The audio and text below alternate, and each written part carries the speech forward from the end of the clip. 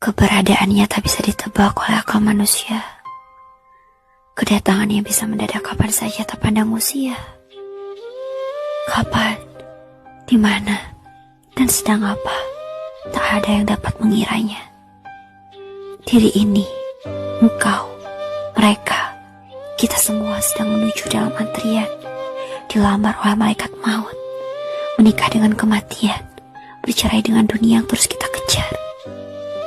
Harta, simpanan, jabatan, kekayaan, urusan-urusan dunia yang kita sibukkan saat ini kan lepas kejap dari genggaman mata.